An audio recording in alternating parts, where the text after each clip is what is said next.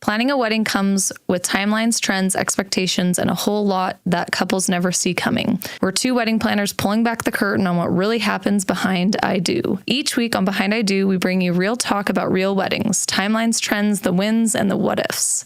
From the smooth as silk celebrations to the did that actually just happen moments, we're sharing the stories, lessons, and insider knowledge that help couples plan with confidence and maybe even laugh along the way.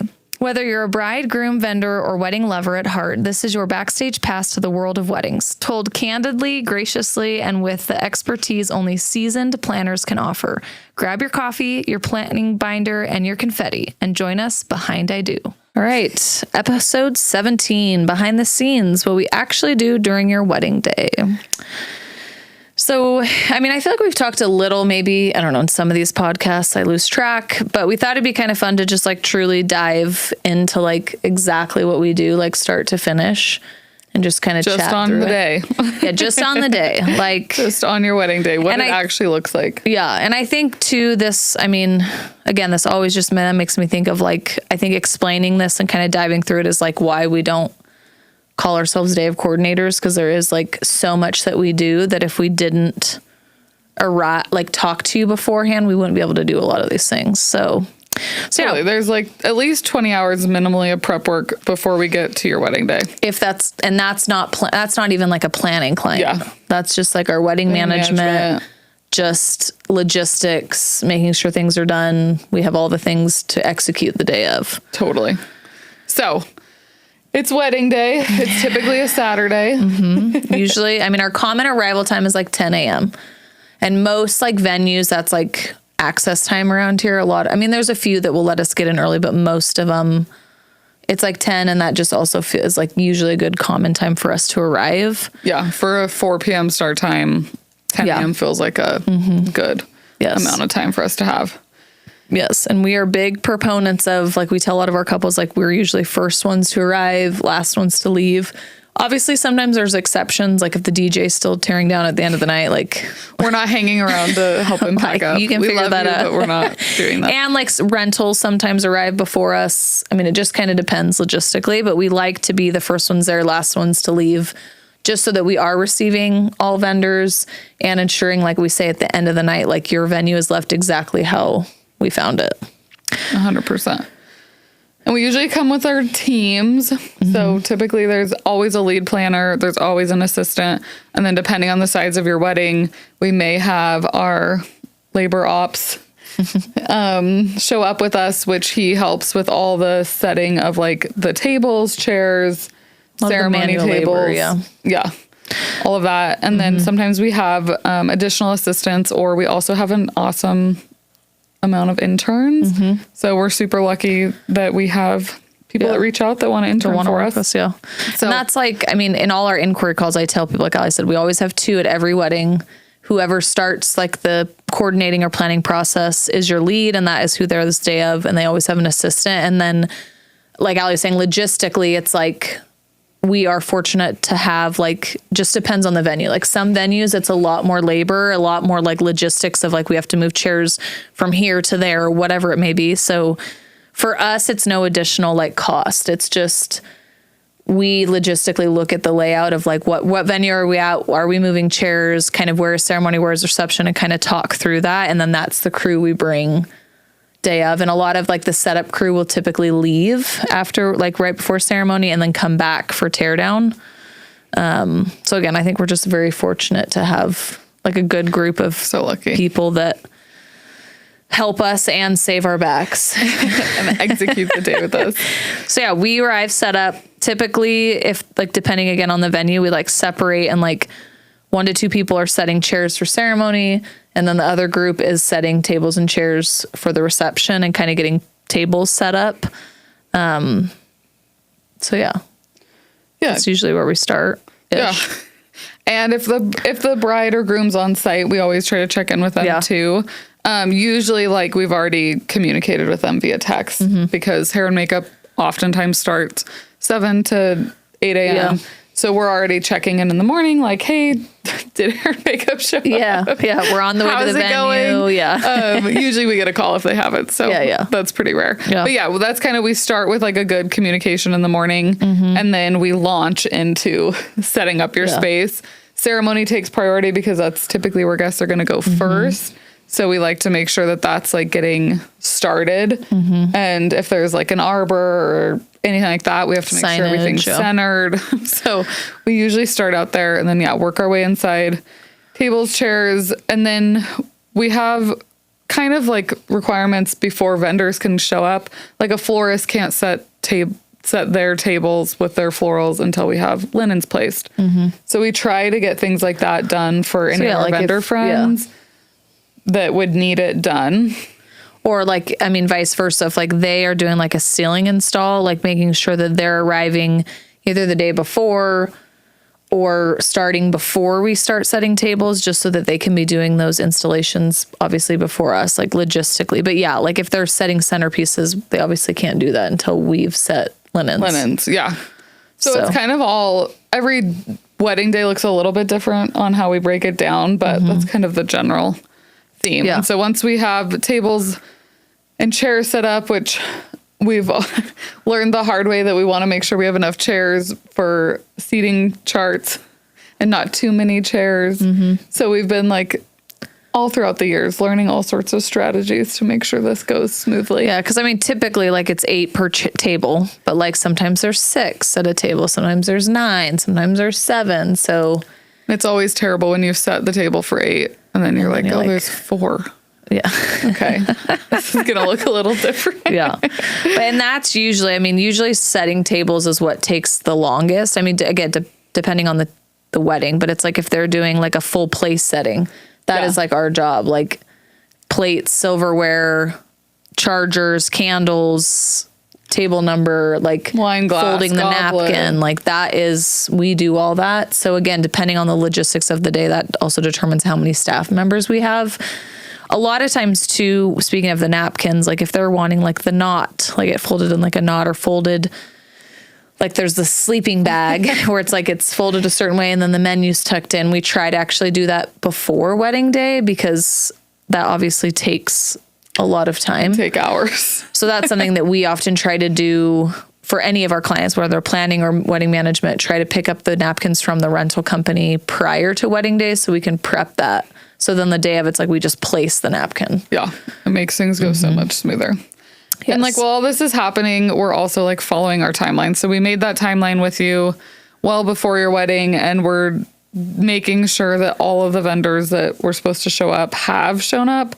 And if they're not here, we're checking in on them on your behalf. So like DJ's 30 minutes late. We're like calling, texting, just making sure that we're like catching errors, with enough time to make sure they're fixed. Even like my last wedding, the rental company forgot to put the napkins in the car. Yeah. So like dealing with those things at 10 a.m. is so much better than dealing with them at 3 p.m. So as the day goes on, we're just making sure that all of those things are getting done. Yeah.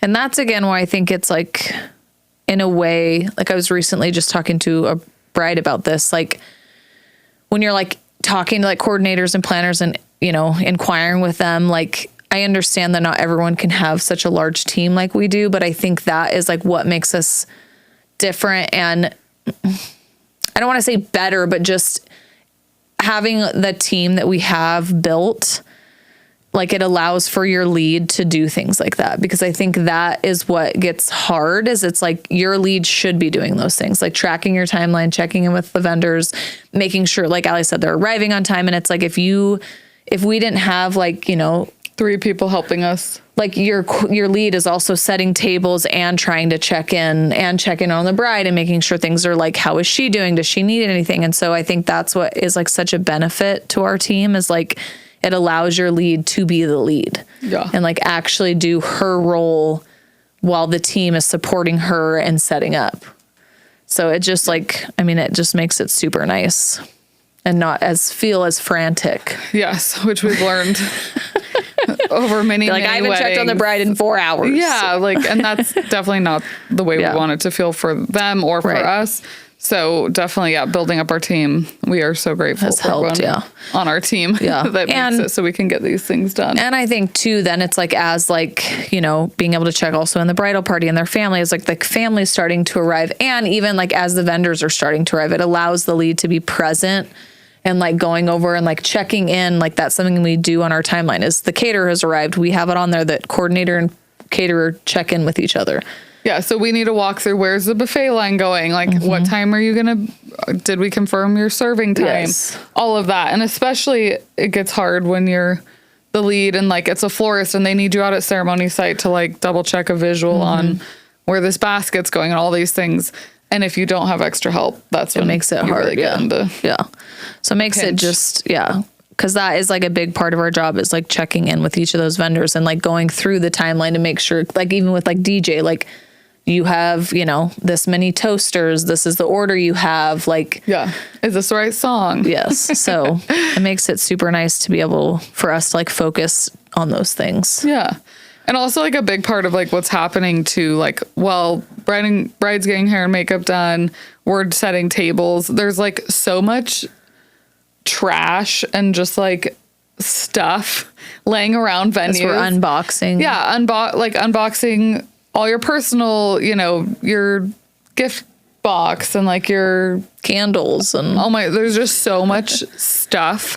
So that's another thing that like we really try to keep up on throughout the day is like corralling like specific areas so we can like put it back in a timely manner and it goes into like the box and is safe at the end of the night, but also just like trying to keep linen bags and throwing away plastic and keeping hangers and like so organizing. it's not just like chaos. Yeah, because it gets very overwhelming. Yeah, when it's like things are just getting unloaded and there's trash everywhere, it's like it gives me like anxiety. Like I like to organize as we unload things. Yes, and have a plan for how it's all gonna end up back there at the end of the night. Seriously. So we're doing all that. We're checking on you to make sure that, you know, your hair and makeup's completed when it should be, that you're going to do first look, that the groom arrived. Yeah. All of these things are happening. And I will say within this too, it's like we do check in with all your vendors. We want to make sure photos are happening, all that stuff. But I will just say back to like that podcast we talked about, like having like a good vendor team. I will just tell you, it is like the best thing on the planet when it's like, A, it's all vendors we trust. And B, it's like a legit photographer that it's like, I mean, it is nice when we don't have to be like, oh my gosh, I hope they've moved on to wedding party photos. I hope they've moved on to family photos. Like it's nice when it's like, you have hired a photographer that is like a professional and is like, has the exact same timeline you have. And we can just like let them do their job. We do our job. Totally. Like it makes it, I mean, we still obviously want to like make sure like, you know, we're on track, but it is just nice when we don't feel like we have to like micromanage. Yeah. And that's like, if you're looking, side note, but if you're looking at photographers and they offer a second shooter, like book them, because even so many weddings where we've had to be the second shooter in a way where we have to line up the dad and bride for their first look. And we have to go grab this person and that person because the photographer can't do it all. I mean, it's not a one person job. And so I think depending on your wedding size and like what you want done, it's very important to have two photographers. Nice, and like they can't, I mean, again, side note, they can be like dividing and it's like one's with one getting ready, one's with the other getting ready. And like, if you're not doing a first look, it's like, you know, you could do like groomsmen photos and bridesmaid photos at the same time. Like it just makes it a lot smoother. Yeah. 100%. So yeah, that's kind of obviously throughout the morning, we're just checking on things, checking with vendors, making sure things are happening. If there's hiccups, we're solving them.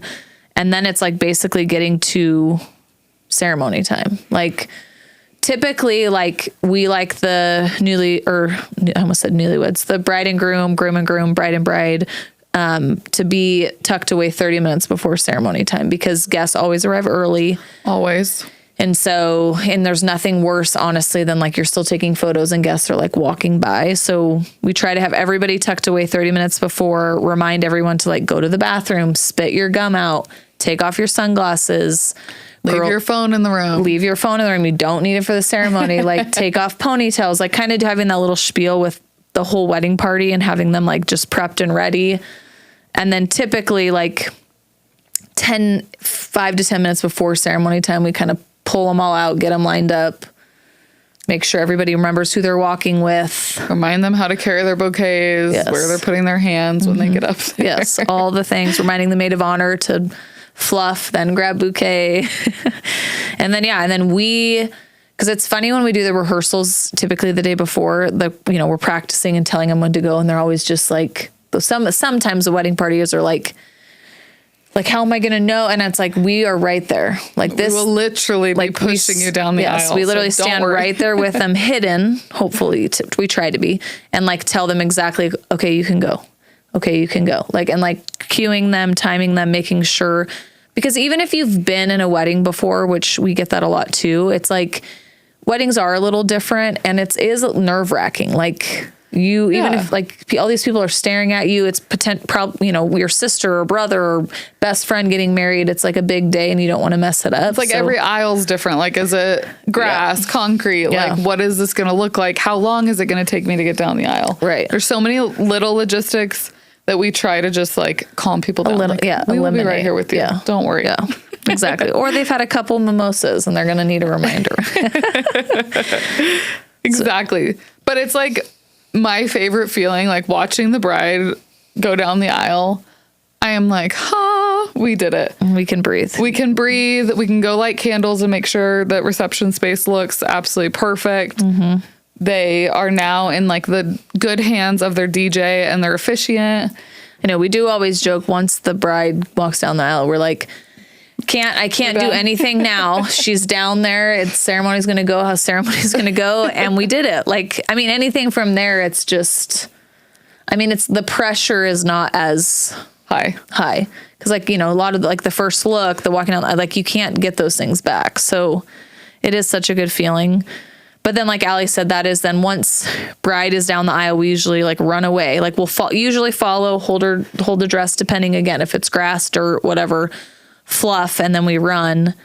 And then, we're behind the scenes going back, lighting candles, like making sure caterers know, okay, ceremony has started. Like get ready to pass apps. Make sure the bar is ready to serve. Like have drinks pre-made for everyone. Yes. Yeah. All of those fun things. Yeah. And then usually we're also like hopefully prepping drinks and snacks for our couple. So as soon as they get married, we love to like give them a second after they walk back down the aisle. And they're kind of just like looking at each other, like talking and like waiting for photos, and they don't really know where to go. But we've like predetermined a spot for them to meet up. Like go here after the wedding. To hide from, because that's a big thing. Like we always have, so they're like the bride and groom, or bride and bride, groom and groom, need a direction of, because if they just go to the end and stop, all your guests are going to come bombard you. So it's like, we're always just like, you guys need to like go behind the building or like go, like Allie said, go to this spot and stay there and wait for the photographer. Yeah. Because it's like, we want you to get through your photos. So we always love at this point to bring out a drink, if they drink or if they want water, whatever, bring out a drink, and they're always like, oh, thank you. Yes. Like they're so grateful to have. Mm-hmm. They're like, we did it. They're so excited, but they also just like need a minute. And so it's a really fun enjoy their time. signature drinks. Yeah. And, or like if there's apps, because a lot of times, by the time they're done with photos, even if they're joining cocktail hour, the apps are gone. So we try to always have a plate.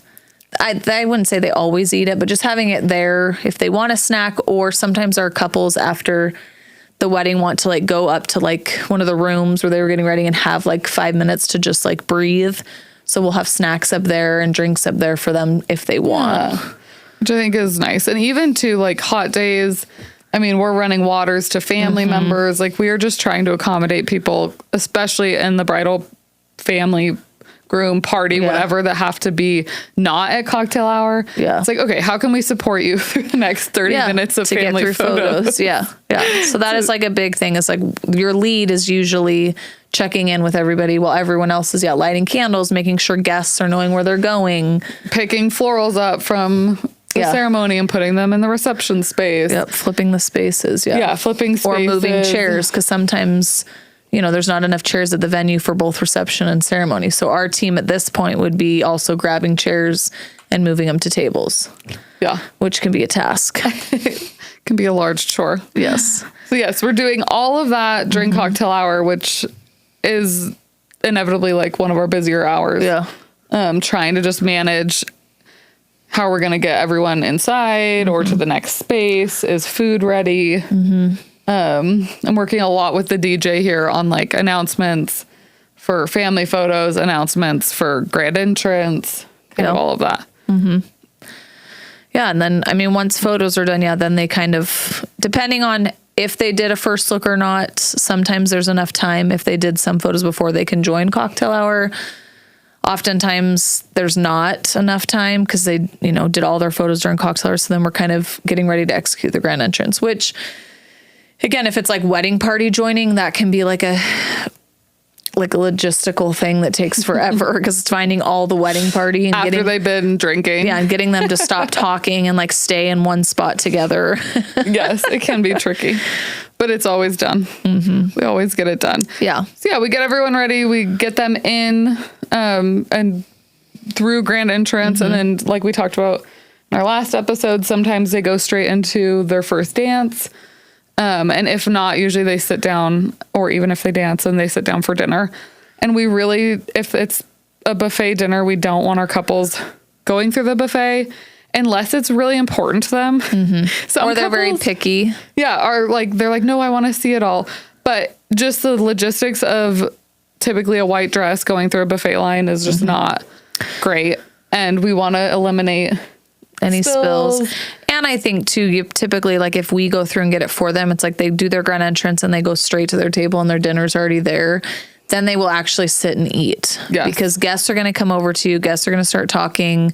You're going to feel like you need to talk to people. So it's like, and that's what we've seen too, when the couples go through the buffet line, then it's like on their way back, they never make it back. They're like holding their plate and like talking to somebody at a table. So then we have to go over and be like, no, you need to go sit and eat.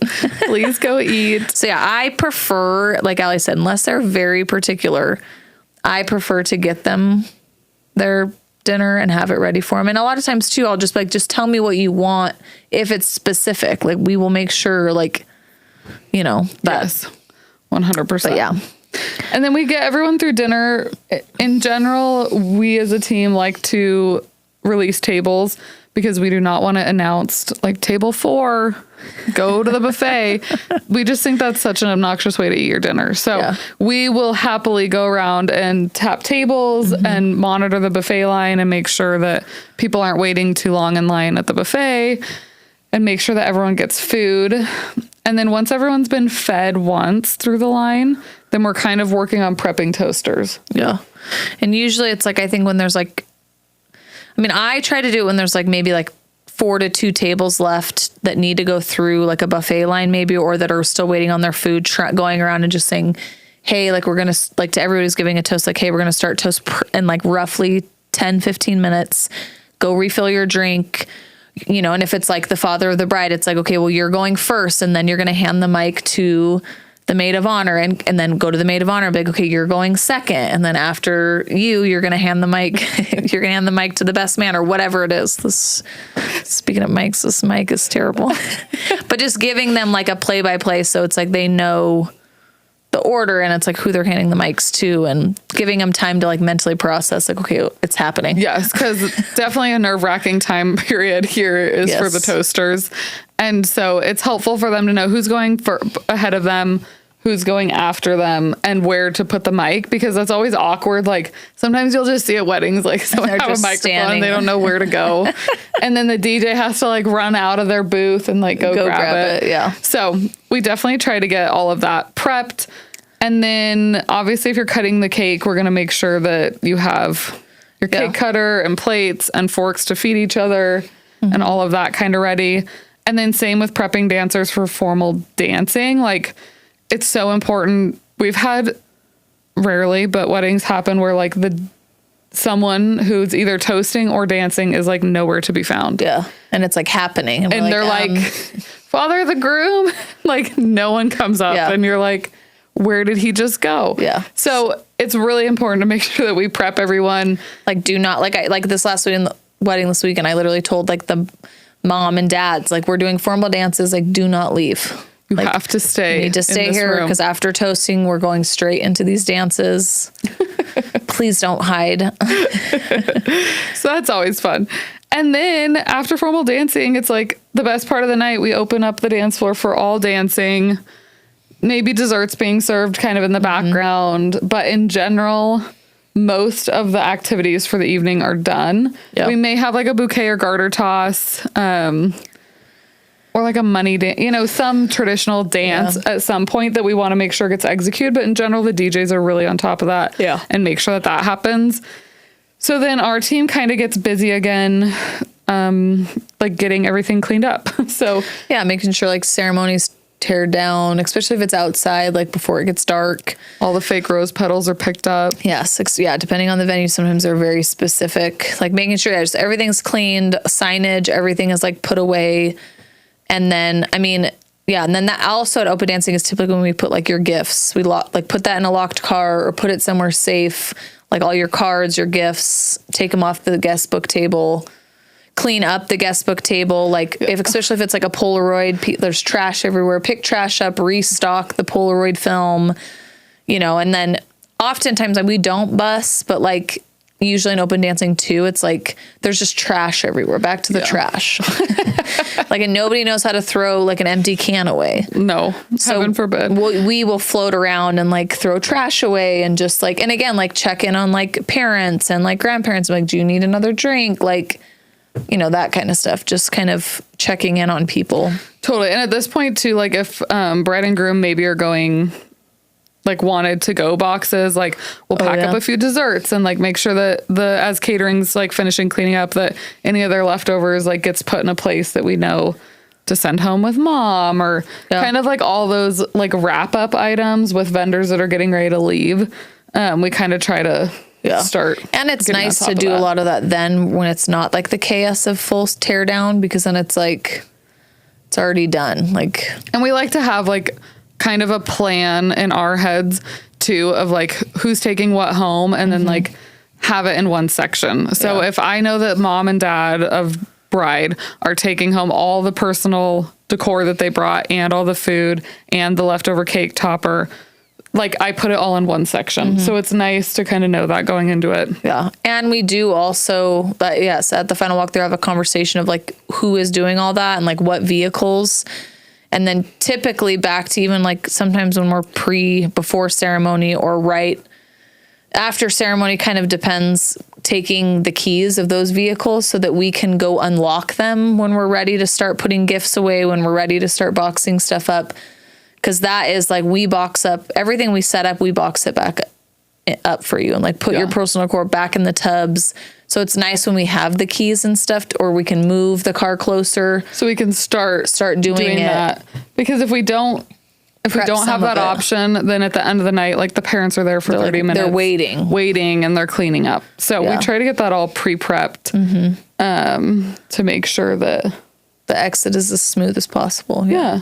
I mean, obviously to a certain extent, like we're not going to tear down the tables or blow candles out, like obviously till the end. So sometimes it's inevitable that they're going to have to wait. Totally. But we do as much as we can. At like one point at like 9 p.m., we usually will take like table numbers off the table, because it's like everyone obviously knows where they take the seating chart down, like do some of those things that we could like be boxing those things up and putting them away, so that at the end it's like blow candles out, take linens off once everyone's out, and then just load up those last few things. Knock it out.